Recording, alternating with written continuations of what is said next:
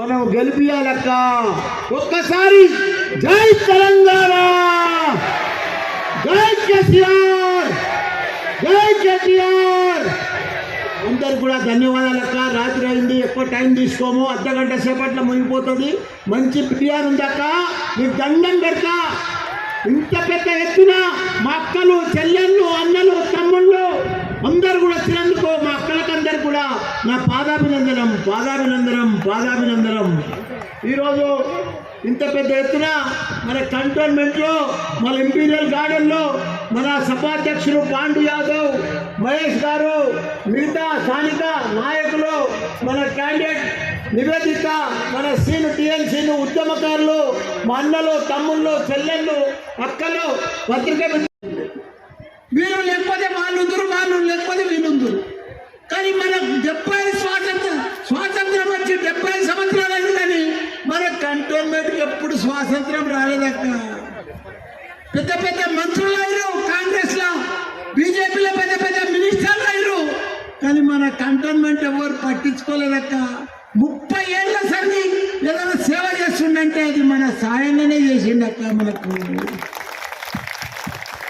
కేంద్ర మంత్రులు కాంగ్రెస్ లో, బీజేపీలో 10 ఏళ్ల సంది కేంద్రంలో ప్రైమ్ మినిస్టర్, మంత్రులు అంతా ఉన్నారు. కిషన్ రెడ్డి ఇక్కడ కూడా బీజేపీ మంత్రి ఉన్నాడు, కేంద్ర మంత్రి. కానీ కంటోన్మెంట్ లో మన పూరి ఇండ్లు, పాత ఇండ్లు, గత పూర్వం ఇంగ్లీష్ జమాన్లు కట్టే ఇండ్లు కూలిపోతుంటే, వర్షానికి కురుస్తుంటే అవి రిపేర్ చేసుకుంటేందుకు కూడా మనకు మిలిటరీలతో పర్మిషన్ ఇవ్వలేదక్క. తాడుబందులు కానీ, సిప్పిలలో కానీ, బొల్లారంలో కానీ ఎన్నో ఇబ్బందులు పెట్టిరక్క. జర్ర ఇల్లు కూలిపోతే మనం రిపేర్ చేసుకున్నామంటే కూడా మిలిటరీలు వచ్చి గన్నులు పట్టుకొని మనల్ని ఆపిరక్క, మన ఇల్లు కట్టుకొని వెళ్ళేదక్క. ఇప్పుడు ఇంగ్లీష్ సమాజం ఎట్లుందో ముస్లిం బస్తీలు అన్నీ కూడా, మన ఎస్సీ బస్తీలు కానీ, కంటోన్మెంట్ కానీ అది ఎట్లా ఉందో 50 ఏళ్ల కింద, 70 ఏళ్ల కింద, ఇప్పుడు కూడా అదే పరిస్థితి ఉందక్క.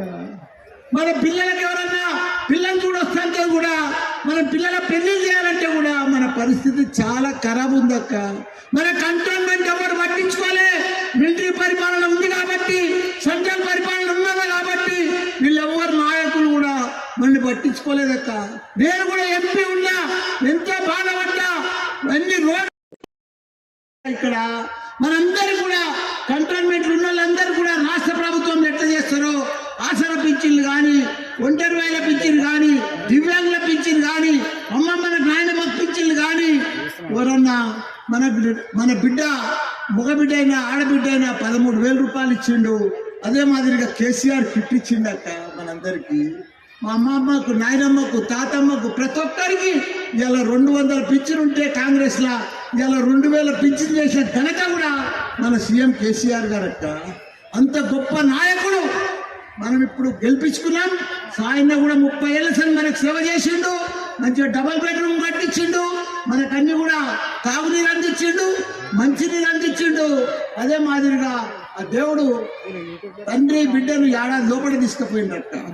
వాళ్ళకు మనశ్శాంతి కలపాలంటే, వాళ్ళకు మంచిగా మనశ్శాంతితో ఉండాలంటే ఆయన రూపంలో, సాయన్న రూపంలో మనం వాళ్ళ బిడ్డను చూసుకొని ఏ పదం ఉన్నాడు ఓటేయవలసిన బాధ్యత మనందరికీ ఉందక్క. ఎందుకంటే పైకి సాయన్న చూస్తున్నాడు, మనం బిడ్డ ఆయన బిడ్డకు ఓటేయలేదనుకో అది మంచిగా ఉండదక్క. దయచేసి మీ కాళ్ళకి దండం పెట్టి చెప్తున్నా, మన ఆడబిడ్డ, మన బిడ్డ, తండ్రి లేని బిడ్డ, అక్క లేని బిడ్డ, మన బిడ్డను మనం గెలిపించుకుందాం.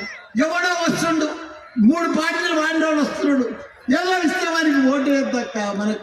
మనకు మంచిది కూడా కాదక్క, వారికి ఓటు వేయొద్దక్క, బీజేపీకి కానీ కాంగ్రెస్కి కానీ. ఎందుకంటే అన్ని బయలు మాటలు మాట్లాడుతున్నారు, అన్ని బట్టబాజీ మాటలు మాట్లాడుతున్నారు, రకరకాల మాటలు మాట్లాడుతున్నారు. వాళ్ళన్నీ కోల్పోయి, ఏమి సంబంధం లేకుండా వాళ్ళ తండ్రిని కోల్పోయి, అక్కని కోల్పోయి ఇట్లా ఉన్నది. ఈ ఆడబిడ్డ మన బిడ్డ, మన బిడ్డ. ఏది ఏమైనా సరే భారీ మెజార్టీతో ఇంతమంది మహిళలు వచ్చారు, మక్కలు, చెల్లెళ్ళు, ఇంత పెద్ద మహిళా సభలో మీ అందరూ కూడా చెప్తున్నా, నేను నివేదిక కోసమే వచ్చిన మన బిడ్డ అనుకోని చెప్పి మీరందరూ కూడా ఎవడైనా పైసలు ఇచ్చినా, ఏమి ఇచ్చినా తీసుకొని మన బిడ్డకు రేపనం ఉన్నాడు. మీరందరూ కూడా లైన్ కట్టి, క్యూ కట్టి, సాయన్న ముఖం చూసి మన బిడ్డకు ఓటేయాలని కూడా మీ అందరూ కూడా దండం పెట్టి చెప్తున్నాక. మీరంతా భారీ మెజార్టీతో మహిళ ఒక ఆడబిడ్డ, మీరు కూడా ఒక మహిళ, మీరు కూడా ఒక అక్క చెల్లెలు తమ్ముళ్ళు, ఒక ఆడబిడ్డను మీ బిడ్డ లెక్క పెద్ద ఎత్తున మీరు ఆశీర్వదించి ఈ బిడ్డను కూడా గెలిపించాలని కూడా కేసీఆర్ గారు కూడా పెద్ద ఎత్తున మన ఆడబిడ్డను సాయన బిడ్డను సేవ చేసిండు. ఈ బిడ్డకే టికెట్ ఇద్దామని అందరి కాదని చెప్పి మన నివేదికకు టికెట్ ఇచ్చిండు.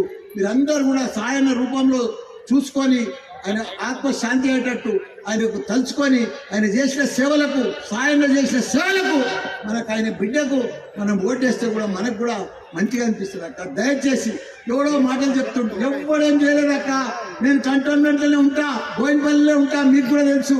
75 ఏళ్ళ సంది యాడున్నది. ఏదైనా పింఛన్లు పోయినవో, ముస్లిం బస్ ఇవ్వో, ఎస్సీ బస్ ఇవ్వో, సిక్ విలేజ్ ఇవ్వో, పాత బస్ ఇవ్వో, ఆ పోలీస్ లైన్లకు పో, రసూల్పురకు పో. పెద్ద గలీజ్ అక్క, ఎవరు మార్చలేదు అక్క. ఎవరు కేంద్ర పరిపాలన ఆడుతుండే మే నెలలో ఊళ్ళలో వస్తూ ఉంటుంది. ఇప్పుడు 18% వెళ్ళిపోయింది. మళ్ళా ముప్పై కూడా మన బాగా చేసి ఊట మన అమ్మమ్మలు నాయనమ్మలు ఇంటికి పోతే రోడ్డు పడతా ఒడ్లే పంటలే పంట ఒరే ఒరి ఒర్రు పోతున్నా. కేసీఆర్ పోతున్నాయి గొర్రెలు లేవు ఏమీ లేదు. మీకు 1000 ఇస్తారని ఆశ వెళ్ళావు. ఆ 2000 కూడా సరిగా పడతలేవు. ఇంత మోసం ఎప్పుడు చూడలే. కాబట్టి ఈ మోసాన్ని జవాబుతో కొట్టాలంటే మే 13 నాడు ఓటుతోటే కొట్టాలి. మన ఎంపీ గారు గుర్తుకే ఓటేయాలి. ముందుకు ఆడబిడ్డ, మన ఇంటి బిడ్డ, మన మెజార్టీ కన్యా రీతిలో మనం వారి మెజార్టీ ప్రజలు గెలిపియాలి. మన పిల్లల కేర్ గారు పాఠశాలలు 1000 ప్రతి గురుకుల 1,20,000 రూపాయలు పెట్టి తెరిచింది అక్కడికి. ఎవరికే మన కేసు ఇట్టు లేదు, ఇప్పుడు బంద్ అయిపోయింది. కేసీఆర్